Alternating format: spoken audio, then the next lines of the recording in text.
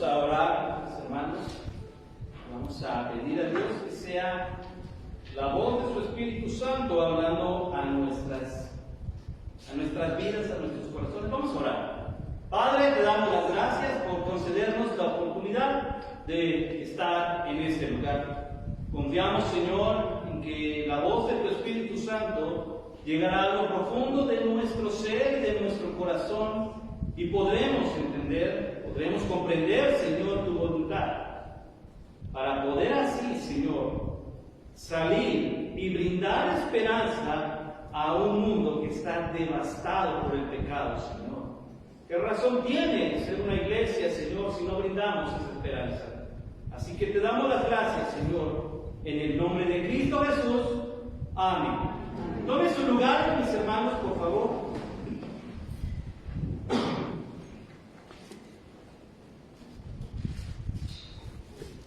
Viviendo la propia esperanza.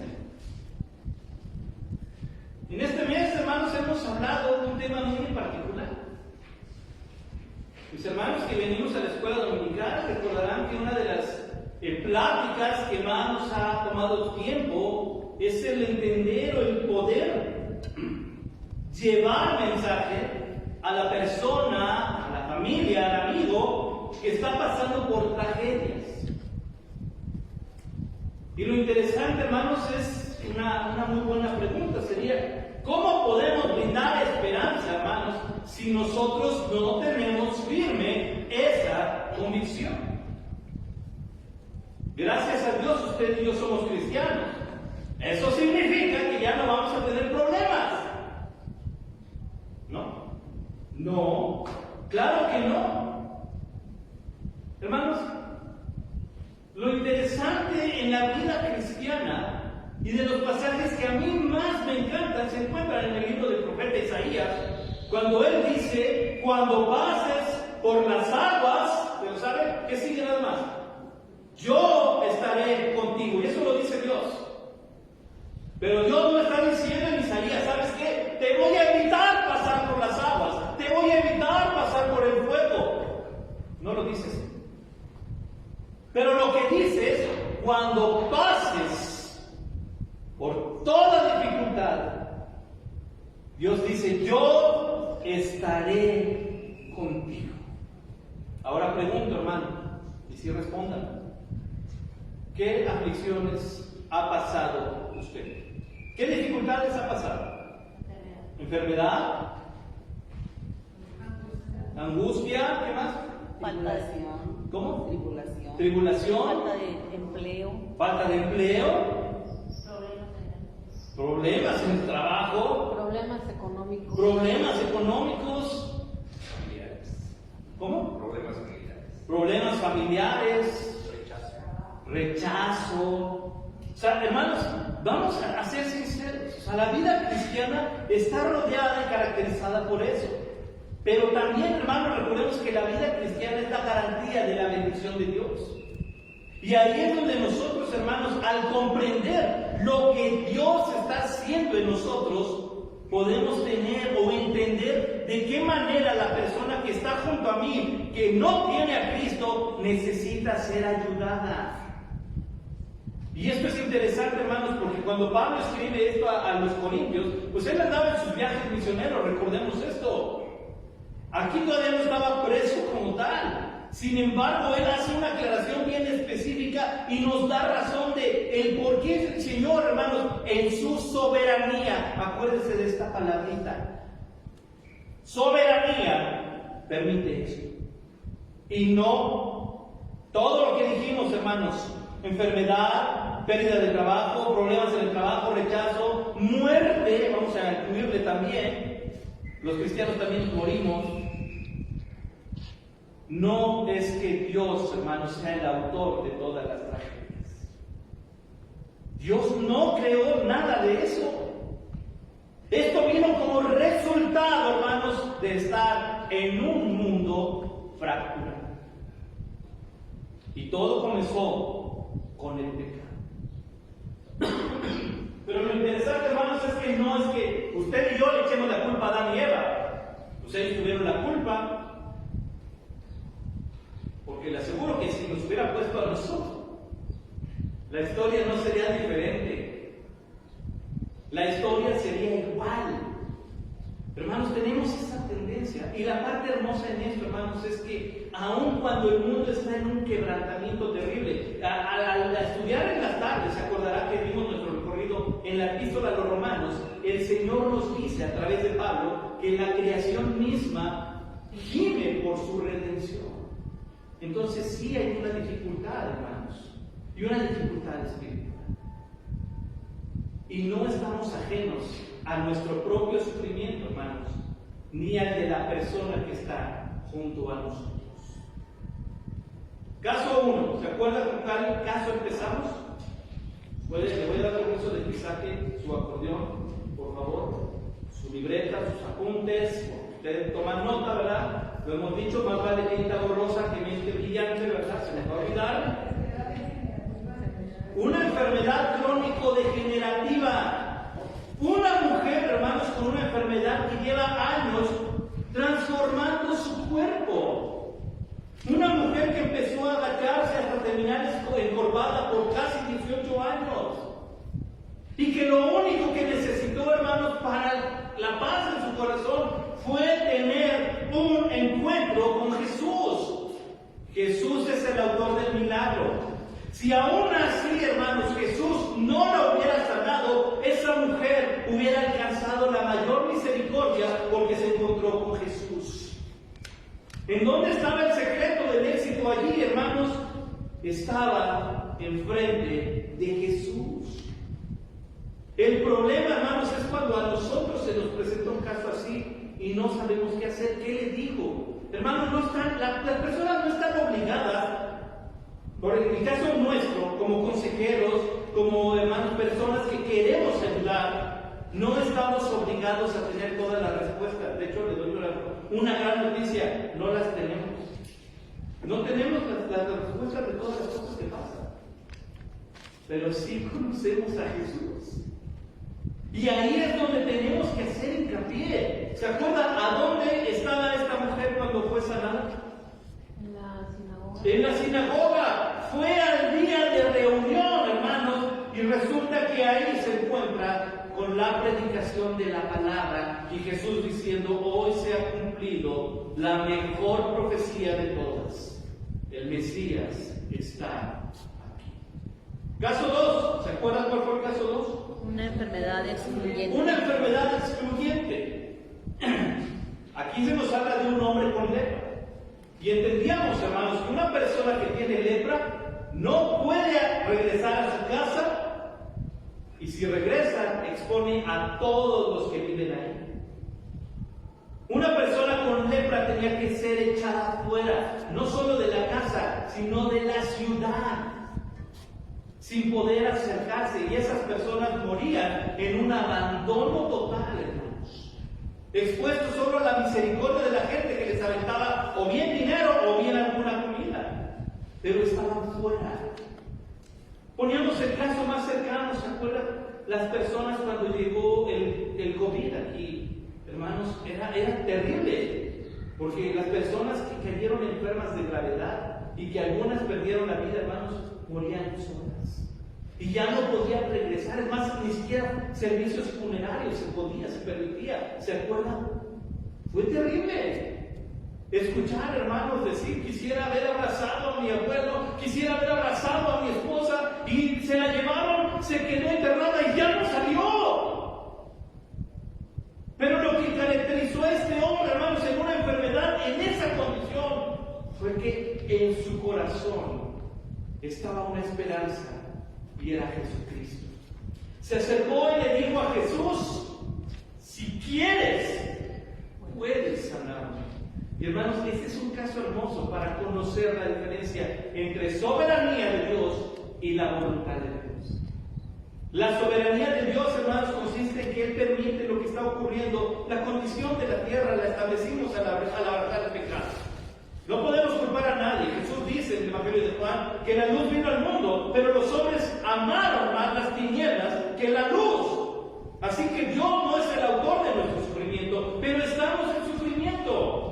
Y este hombre, hermanos, debido a la soberanía de Dios. ¿Qué es la soberanía? Lo que Dios permite. Estaba enfermo, Señor. Pero este hombre apela a la voluntad de Dios. ¿Y cuál fue la voluntad del Señor? Cuando este hombre le dijo, si quieres puedes limpiarme, Jesús dijo, quiero. La voluntad de Dios es buena, es agradable y es perfecta. Esa es la voluntad de Dios, lo que Dios desea para usted.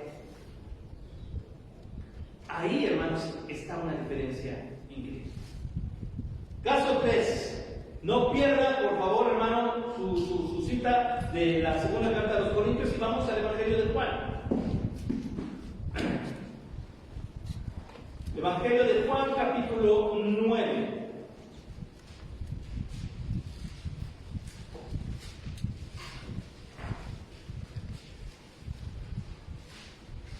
Vamos a leer el versículo 1 al 3, únicamente. Por favor, me indica con una mente que tiene la cita. Vamos a leer todos juntos entonces. Dice así, por ahí escucho algunas Biblias todavía, ¿verdad? 9, capítulo 9, versículo 3. La idea es que todos tengamos la cita, por favor.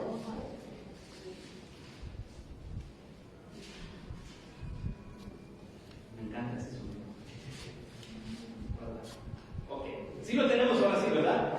Vamos a leer todos juntos, mis hermanos. Dice: al pasar Jesús vio a un hombre ciego de nacimiento y le preguntaba a sus discípulos diciendo: Rabí, ¿quién pecó, este o sus padres, para que haya nacido ciego? Respondiendo Jesús: no es que pecó este ni sus padres, sino para que las obras de Dios se manifiesten en él. Número 3, hermanos, tenemos una enfermedad inexplicable. Tenemos aquí a un hombre en una condición terrible. Él nació ciego.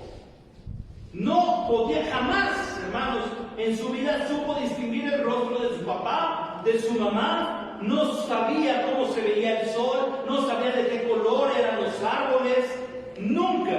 De hecho, estaba condicionado a pedir limosna. Y entonces, hermanos, Jesús pasa por ahí. Y mire lo interesante. ¿Quiénes son los que hacen la pregunta? Los discípulos. Los seguidores de Jesús.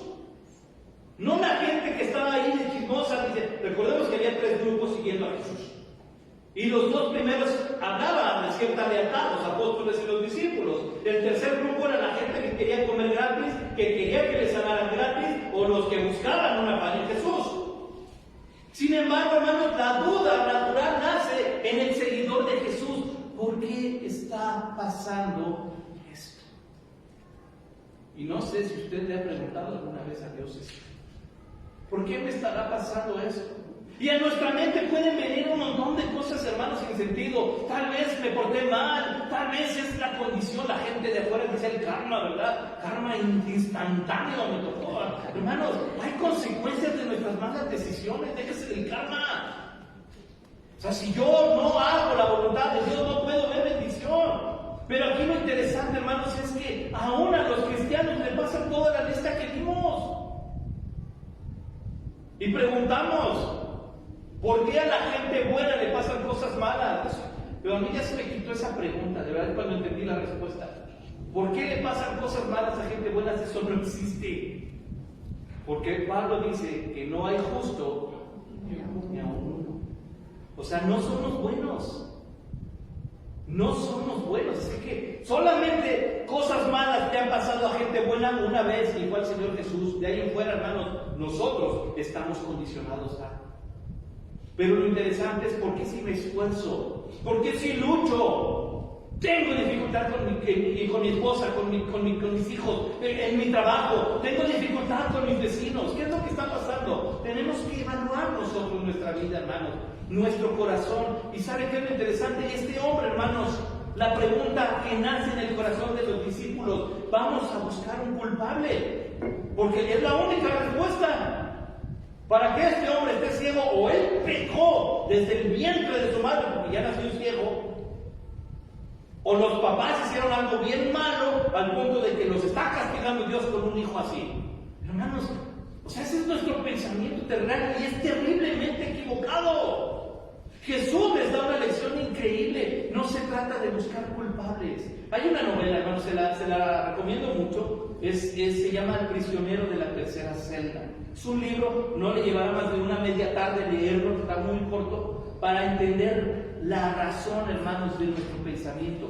Muchos vamos a culpar a Dios por lo que nos está pasando. Muchos vamos a culpar al sistema en el que estamos. La pregunta es, ¿yo qué voy a hacer? Y Jesús, hermanos, la respuesta de Jesús es increíble.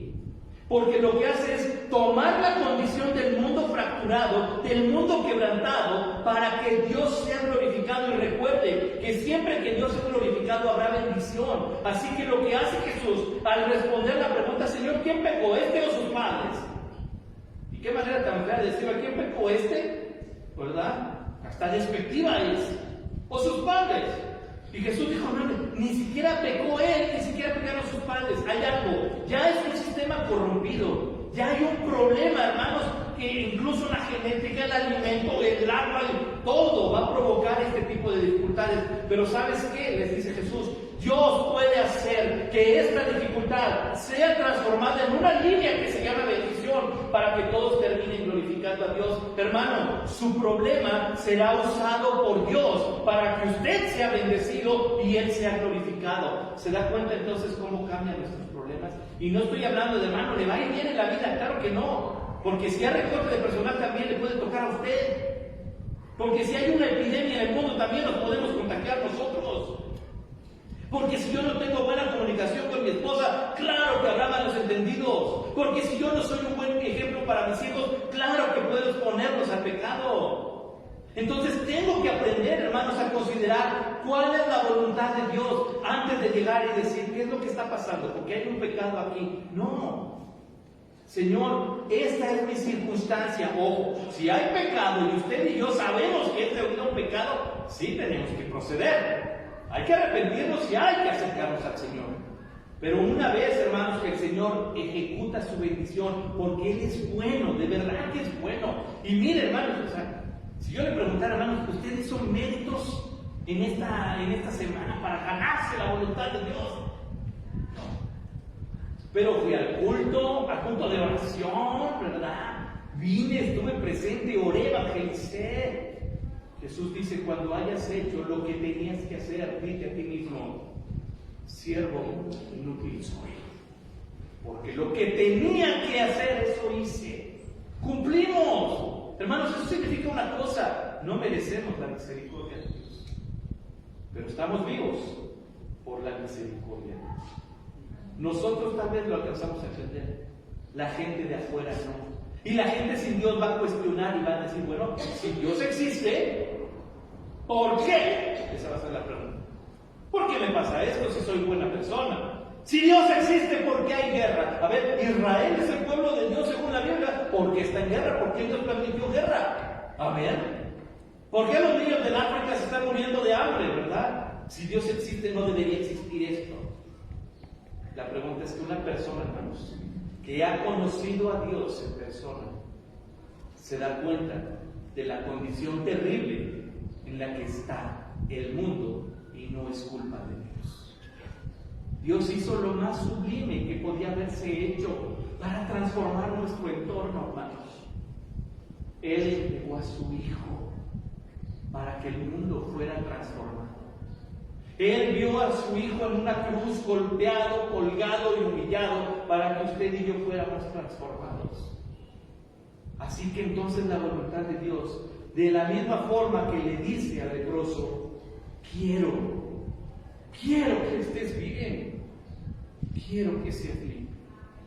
Pero una vez, hermanos, y ahora la siguiente pregunta es, en esas dificultades que mencionó, yo le pregunto, ¿Dios se ha manifestado bondadosa, generosa y misericordiosamente con usted? Entonces aquí viene lo que sigue. Vamos a regresar entonces, hermanos, a nuestro pasaje de Corintios. Y le quiero preguntar, Porque toda enfermedad física, hermanos, en ambos casos, bueno, en los tres casos de los que hablamos, una enfermedad crónico-degenerativa, una enfermedad excluyente y una enfermedad inexplicable, hermanos. ¿Sabía usted? Yo creo que sí lo hemos experimentado. En muchas ocasiones, las enfermedades emocionales y espiritualmente. Porque todas estas condicionantes, hermanos, terminan por producir soledad, temor, incertidumbre, falta de apetito. Mire qué tragedia. Desorden alimenticio. En algunos casos hay gente que recurre a estar circundan al pueblo del Señor. Porque las cosas tal vez no salen como yo quiero. Porque mi enfermo no sana. Porque el trabajo no llega. No sé. No sé que cada uno de nosotros vivimos nuestras diferentes tribulaciones. Pero la garantía, hermanos, es que en estos tres casos la presencia de Cristo fue crucial. Ahora, las personas que están a nuestro alrededor, mis hermanos, ¿conoce usted a alguna persona con depresión? ¿Conoce usted a alguna persona que está en trámite de divorcio? ¿Conoce usted a una persona que ha perdido el trabajo? ¿Conoce a una persona que ha pasado por abuso sexual? ¿Conoce a una persona que no tiene que comer? Hermanos, la idea de ser una iglesia que brinda esperanza radica en llevar la mejor y la mayor esperanza. Recuerde esto, nosotros no estamos facultados para cambiar las circunstancias, pero sí podemos brindar esperanza. Y no se trata solo de abrir la puerta y pararnos afuera a ver quién va a entrar, porque gracias a Dios llegan las personas, nuestros hermanos nos están visitando otra vez. Qué gusto, recuerde al final darle la mano, bienvenidos, preguntarles sus nombres. Que seamos una iglesia que brinda esperanza. Y que además de ello, seamos una esperanza, hermanos, que sale de la puerta y que va con el vecino, y que va con el amigo, y que va con el familiar. Y les decimos, Jesucristo te ama. Yo no creo en Dios. No necesitas creer en Dios. Dios es Dios, creas o no en Él. Lo que te vengo a decir es que Él te ama. Para mí Jesús fue un gran maestro, qué bueno, pero Él te ama. Aquí está una Biblia. Recordemos que una de las etapas de los proyectos evangelísticos que hemos presentado ha sido llevarles una Biblia solo con eso. Ahora, tenemos, hermanos, las palabras del apóstol Pablo que ya son condicionantes para nosotros, hermanos, para dar una respuesta. ¿Quién tiene la culpa de lo que está pasando? Cálmese. Esa es una pregunta bien tramposa. ¿Qué es lo que vamos a responder? Miren, número uno, hermanos, viviendo la propia esperanza. Tenemos esperanza en Dios. ¿Quién nos dice Pablo? Versículos 3 y 4. Bendito sea el Dios y Padre de nuestro Señor Jesucristo, Padre de misericordias y Dios de toda consolación, el cual nos consuela en todas nuestras tribulaciones, para que podamos también nosotros consolar a los que están en cualquier tribulación por medio de la consolación con que nosotros somos consolados por Dios. Número uno, ¿cómo podemos vivir nosotros la propia esperanza, hermanos? Llevando consuelo, siendo consolados para consolar, consolados para llevar consuelo. Pablo, hermanos, ocupa las tribulaciones de todo cristiano. De una forma simple, Pablo nos dice, ¿no has llorado alguna vez solo? ¿No te has sentido afligido? ¿No te has preocupado? ¿No te has enfermado? ¿Qué hizo Dios por ti? Pues eso que hizo Dios por ti es lo que necesita escuchar la gente. Hermanos, y sabe que algunos de nosotros hemos pasado días, noches, semanas llorando, afligidos, con la esperanza de que un milagro llegue. Y Dios sigue siendo bueno. Porque a veces la respuesta de Dios, hermanos, es más sublime de la que esperamos. Es más grande de lo que nosotros imaginamos. Así que si esa es la magnitud de la respuesta de nuestro Dios, imagínese al autor de ese milagro. Entonces, ¿qué es lo que necesita conocer las personas? Nuevamente, hermano, no se sienta mal si las personas le rechazan el Evangelio, no le aceptan la Biblia, no quieren que usted ore, no importa. El trabajo del Espíritu Santo es convencerles de pecado, pero usted no deje de hacer lo que le toca. Dice Pablo, nosotros ya fuimos consolados por Dios. Se sentía solo, déjeme decirle que el Señor se sentó con usted a la orilla de su cama, extendió su brazo al Espíritu Santo y le limpió las lágrimas con las cuales también estuvo llorando junto a usted porque no le dejó solo. Esos momentos en que engañosamente lo hacemos para que la familia no se dé cuenta y nos metemos a la regadera a llorar, déjeme decirle que el Señor ha estado conociendo cada una de sus lágrimas, porque Dios no le ha dejado solo. Y después de derramar nuestro dolor y preocupación en el Señor, resulta que Dios, hermanos, sigue siendo bueno. Y entonces usted puede decirle a la persona que le dice, ya no sé, estoy desesperada, no sé qué hacer, se me cerró el cerebro.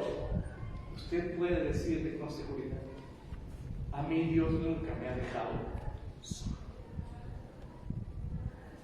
A mí Dios me habla.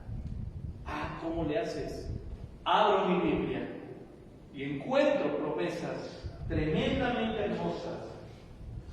Dígame una promesa que el Señor le haya hecho.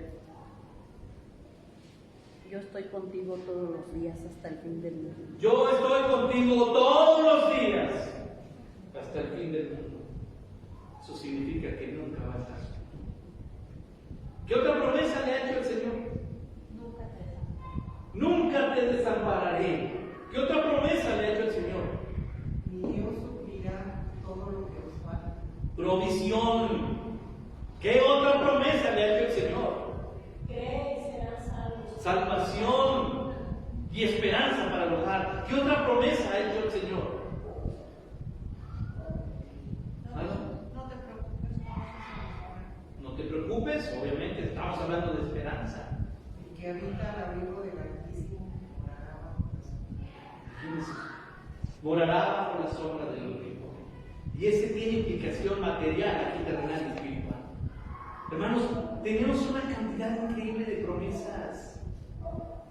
Difícil porque le decimos, a ver, digo una promesa, perdón que le diga, pero yo así les doy otro.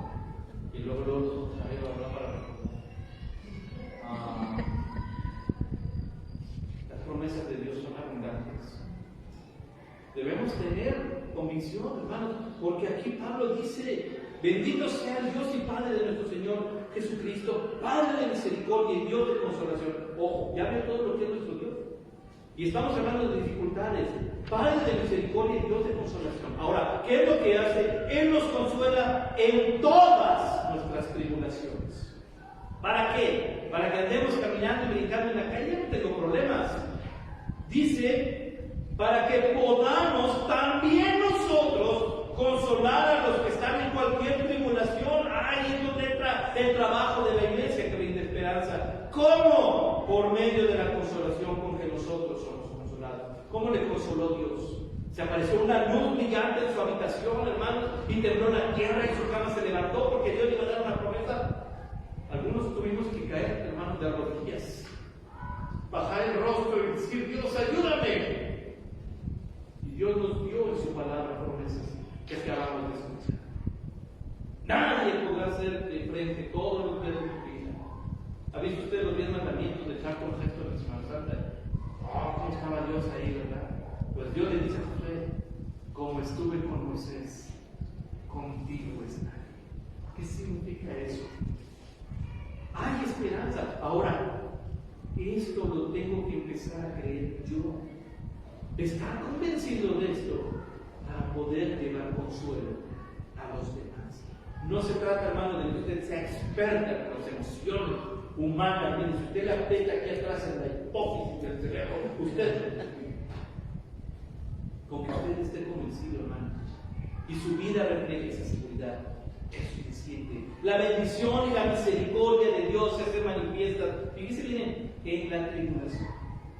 Y a veces hacemos más hincapié en la tribulación que en la misericordia y el consuelo de Dios. Número 2, hermanos, dice el versículo 5, porque de la manera que abundan en nosotros las aflicciones de Cristo, así abunda también por el mismo Cristo nuestra consolación. Número 2, más grande que nuestro dolor. Fíjense bien esto. Porque de la manera en que abundan en nosotros las aflicciones, tenemos aflicciones, así también por el mismo Cristo abunda nuestra consolación. Hermanos, no es que Dios ponga en una báscula tribulaciones y bendición, porque les aseguro, hermanos, que de Dios sobreabunda su gracia y su misericordia. Problema cuando nuestros ojos se fijan en la dificultad. Y esa, hermanos, esa es la condicionante del mundo sin Dios, del mundo que sufre, porque no ha conocido a Jesús. Ahí es donde usted y yo tenemos que hacer hincapié. Hermanos, yo le voy a insistir mucho en esto. Que nuestro testimonio grite más que nuestras palabras de que confiamos en un Dios de amor. De que confiamos en un Dios que es todopoderoso. De que confiamos en un Dios que sigue teniendo misericordia. Porque estamos vivos hoy solo por su misericordia. Entonces tenemos mucho que hacer, hermanos, para que nosotros podamos decir, primero quiero aprenderlo esto yo. Ahí es lo que hemos pasado, hermanos. Reflexione, pueda mirar hacia atrás, recordar su vida, recordar sus problemas, recordar sus dificultades, hermanos. Y si hay un solo problema en el que Dios no le haya ayudado, usted tiene argumento en contra de Dios para decirle, no quiero confiar en ti. Pero aún cuando nosotros, hermanos, somos bien tercos y somos bien necios, hermanos, y tratamos de darle una ayudadita a Dios resolviéndolo a nuestra manera, resulta, hermanos, que Dios sigue siendo bueno. ¿Por qué? Porque a veces lo que decidimos, hermanos, ya conocemos la palabra de Dios y aún así decíamos que de mi tierra, y ahí vamos, ¿verdad? ¿Y sabe qué? Que Dios sigue con la mano extendida porque somos su pueblo, porque somos sus hijos, porque nos ama, porque quiere hacer que entendamos nosotros. ¿Ya viste la magnitud de mi amor? Sí. Tu vecino no lo sabe. ¿Comprendes tú la magnitud de mi misericordia? Sí. Tu familia no lo sabe. ¿Cuántas veces te he abrazado cuando lloras? Muchas, Señor. Tus amigos están llorando solos. ¿Se da cuenta en qué consiste en ser una iglesia que brinda esperanza? No tengo las respuestas. ¿Por qué me está pasando esto? Mira, vamos a hacer un desglose y voy a evaluarte tu vida desde que naciste. ¿Cómo fue tu papá contigo? Hermanos, cada uno de nosotros tenemos nuestras propias decisiones y sí hay muchas aflicciones. De hecho, el argumento que le daban a Jesús, ¿pecaron sus padres para arruinarle la vida a él? Jesús dice, lo que haya ocurrido yo lo tengo en mis manos y lo voy a volver bendición. Esa esperanza, hermanos, es la que necesitamos llevar a un mundo fracturado. Porque el Señor arregló nuestro corazón. No nos quitó problemas, nos dio otra visión, si usted pone atención. Los problemas, hermanos, están en manos de Dios. Significa entonces que todo estará bien. Todo estará bien. Y finalmente, hermanos, dice, versículos 6 y 7. Pero si somos atribulados, fíjense bien en esto, es para vuestra consolación y salvación. Todo favorece, hermanos. O si somos consolados, es para vuestra consolación y salvación, la cual opera en el sufrir las mismas aflicciones que nosotros también padecemos. Y nuestra esperanza respecto de vosotros es firme, pues sabemos que así como sois compañeros en las aflicciones, también lo sois en la consolación. Pablo escribe a los romanos diciendo que a los que aman a Dios, todas las cosas les ayudan a bien. Todo, y miren lo que dice aquí, si hay tribulaciones para consolación y salvación. Y si hay consolación de parte de Dios, es para consolación y para salvación. Nada puede cambiar el proyecto de Dios para usted que termine en bendición. Pero tenemos que aprender a llevar un mensaje tan interesante en esto, hermanos. Aprender a hacerlo ahorita. Aprender a confiar en Dios. Aprender a ser una iglesia, hermanos, que voltea y que sonríe. Hermano Arturo, al final me pasa la lista de cuántos hermanos le fueron a dar una mano, por favor, al final. iglesia que tenemos mucho que aprender, hermano. Tenemos mucho que aprender aquí, como iglesia, para brindar esperanza, para entender la misericordia de Dios. Y tenemos mucho que aprender, porque somos responsables, hermanos, para que la gente conozca de Jesucristo. Salamanca, hermanos, está en una crisis terrible. Y no estoy hablando nada más de las cuestiones del crimen, hermanos. Tenemos un índice muy grande, hermanos, de soledad, de divorcio, de depresión, de niños, de estudiantes, hermanos, que tienen conflictos emocionales. Y a veces los papás siempre creen, que son niños, los niños son de hule, eso se les pasa, para por ahí se goza otra vez. Igual su corazón se le va a olvidar y no, hermanos. No. No, hermanos, de verdad, hay algo bien interesante. Déjenme decirle esto, y a lo mejor voy a abrir mi boca de más, pero en Rayitos de Sol, los días viernes, les hicieron una encuesta a los niños, hermanos, para que hicieran preguntas. Hermanos, y son preguntas que le digo a mi esposa, y ella me coincidía, ella me decía, las vamos a llevar a la escuela dominical, para ver si los que estudiamos teología podemos responder a las dudas que hay en el corazón de uno. Porque hay preguntas increíbles, hermanos, desde por qué mi papá toma, hasta Dios sabe andar en bicicleta. Son preguntas genuinas en un niño. O sea, para ustedes decir, ¿a poco ya me he puesto a pensar en eso? Un niño sí. ¿Cómo le responde a un niño que tiene esas dudas? Tenemos que aprender, hermanos. El corazón de la gente está pidiendo a gritos. Hermano, si no tuvieran trabajo los psicólogos, los psiquiatras, porque la gente los busca. ¿Qué significa eso? Que la gente sí necesita consejería, sí necesita consuelo. ¿Qué está haciendo la iglesia? Ahí es donde entra nuestro trabajo, hermanos. Poder brindarle la mano a alguien que está afligido para decirle, el Señor hizo un milagro en mi vida. El Señor cambió mi corazón, el Señor restauró mi matrimonio, el Señor me perdonó, me sacó de vicios. No sé qué fue lo que hizo Dios con usted. Eso es lo que tiene que llevar. No se pare al frente, hermanos, de alguien y presuma usted, ¿verdad? Queriendo hablar y impresionar, parte de mojo, el todo furanoi, agiasteto, no más uno, ¿verdad? Oh, sabe griego. Hermanos, vaya usted, sonríe y diga, el Señor Jesús hizo un milagro conmigo. Me consoló, dice Pablo. Quiero consolar. Me animó. Quiero que me conozcas. Hace 8 días en la tarde pusieron un canto. Bueno, yo estaba allá, ¿verdad?, convaleciente, pero oí el de la predicación. No recuerdo cómo se llamaba un canto, hermano. Que mi hermano, sí hay un Salvador. Sí hay, lo programamos la próxima semana, hermano, por favor. A mediodía que estamos todos. Hermanos, tiene una letra tan desafiante que termina en el coro. ¿Cómo termina en el coro? Yo llegué a leerlo. ¿Cómo? Pero te pido que me creas, por favor. Yo te El pido coro que así me empieza, creas. pero ¿cómo termina el coro? Pero yo te pido que me creas. Pero yo te pido que me creas, por favor. Es una súplica de llevarle a la gente, sí hay un Salvador. ¿Cómo nos van a creer las personas que hay un Salvador en nosotros? Testimonio. Ahora, no somos hermanos, y déjenme extenderme un poquito más porque ya la próxima semana tenemos culto musical. ¿Qué pasa cuando Dios responde, hermanos, de una forma tajante en nuestras vidas? Quiero pedirle que vaya usted conmigo al segundo libro de Samuel, capítulo 12. Yo sé que hace calor, hermano, pero vamos a tomar estos minutitos nada más.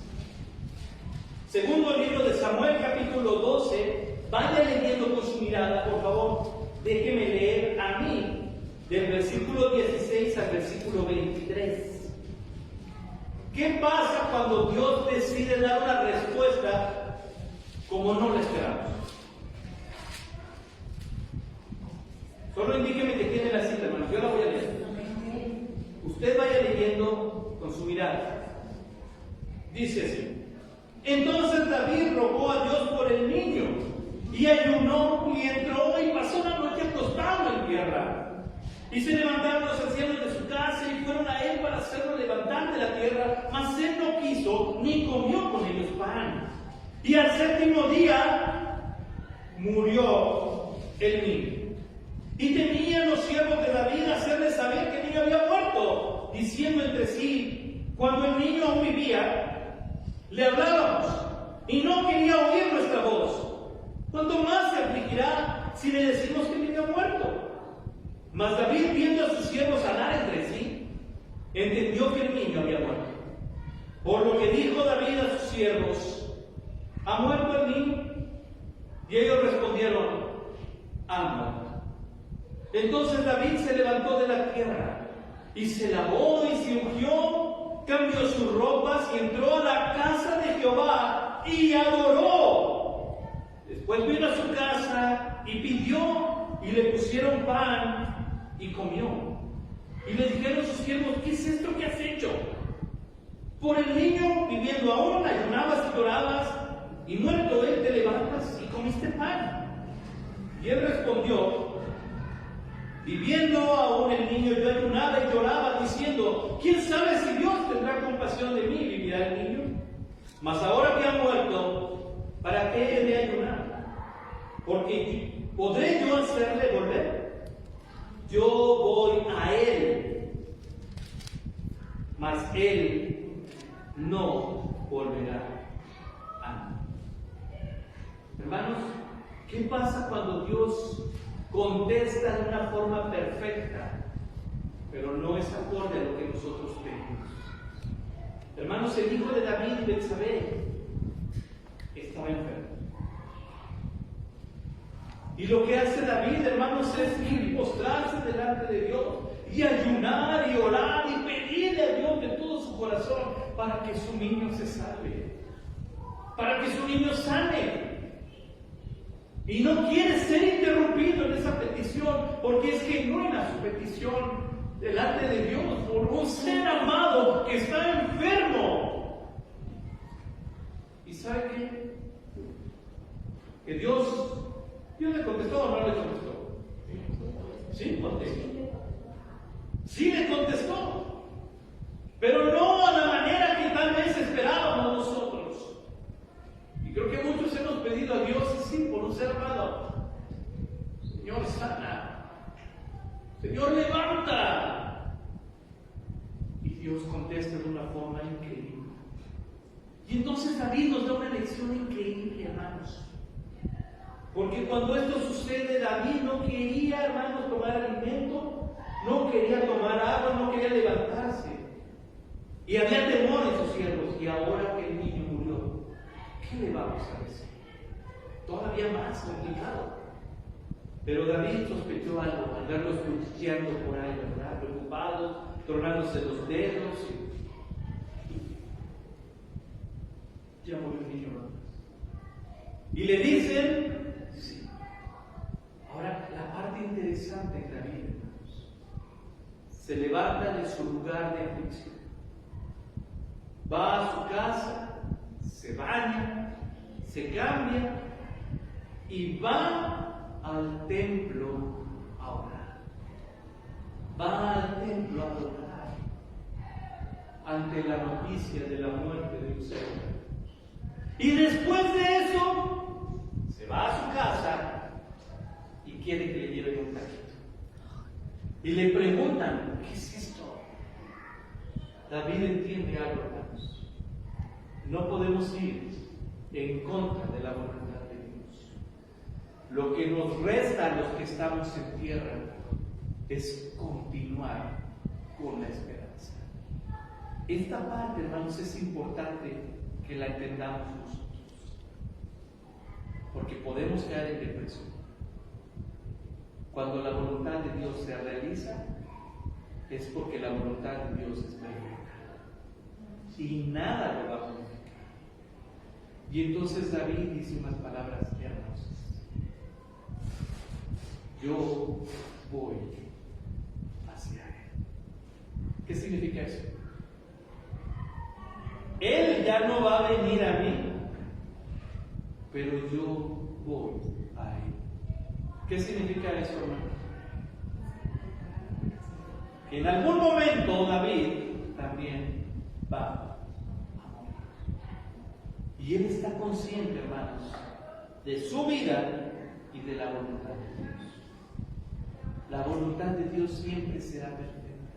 Ahora aquí viene la invitación. En medio de cualquier problema, hermanos, que tengamos, lave su rostro. Participe adorando a Dios con todo su corazón. Y siga adelante. Y siga adelante. No vamos a hacer un cambio de circunstancias.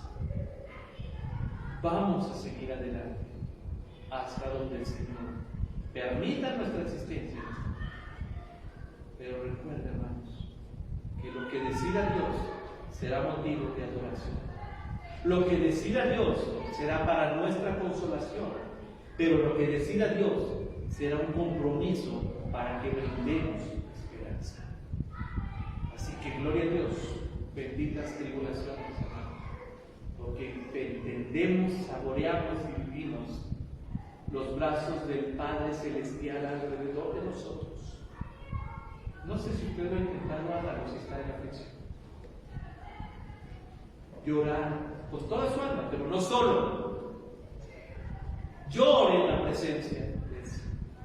Lloren. ¿Se acuerdan cuando era chiquito o cuando nuestros niños lloraban con nosotros? Que los podíamos cargar y entonces al cargarlos mis hijos ponían su cabeza aquí en mi hombro, hermano, y lloraban. Hasta suspiraban, pechito, dicen algunos, ¿verdad? Porque hasta la respiración, eso con Dios. Señor, quiero abrazarte. Y voy a llenar tu pecho de mis lágrimas, porque Dios no le va a echar fuera. Pero una vez que usted se ha bajado de los brazos del Señor, le va a decir, adelante, allá hay uno que está sufriendo también. Allá hay una que está triste también. Diles que aquí estoy. Somos una iglesia que brinda esperanza. Queremos ser una iglesia que brinda esperanza. Vivimos la propia esperanza, pues tenemos mucho que hacer. Padre, te damos las gracias por tu palabra. Gracias te damos, Señor, porque nos muestras claramente tu perfecta voluntad. Y algo interesante, Señor, que nada escapa a tu palabra, porque podemos, Señor, nosotros mirar los problemas que hay en el mundo y nos encontraremos que tú ya estabas dando una solución a problemas similares en tu palabra. Significa entonces que la única respuesta eres tú. Tú fuiste el consuelo y el milagro para esa mujer con una enfermedad crónica. Tú fuiste el milagro para una persona con una enfermedad excluyente, Señor. Tú fuiste el milagro para una enfermedad a la cual no había respuesta. Tú, Señor, tú fuiste la esperanza de nuestro corazón. Tú eres la esperanza que el mundo necesita escuchar. Por lo que te rogamos, Padre, que quites todo estorbo de nuestros labios, de nuestros pies, de nuestros ojos y nos permitas mirar la aflicción del mundo. La aflicción del que está cerca. Para poder nosotros llevar la esperanza, el consuelo del cual Pablo dice, con el mismo consuelo que fuimos consolados. Así entonces, mi Dios, tenemos una tarea que hacer, porque hemos entendido y vivido la propia esperanza en nuestras propias vidas. Ahora estamos facultados por tu Espíritu Santo para ir y brindar consuelo y esperanza a los que están afligidos. Que no se cierren jamás las puertas de este lugar, pero que también los pies de todos los que somos la iglesia vayamos a donde está el dolor, la aflicción y la tristeza para llevar esperanza. Gracias te damos por tu palabra, Señor. En el nombre de Cristo Jesús. Amén. Dios les bendiga.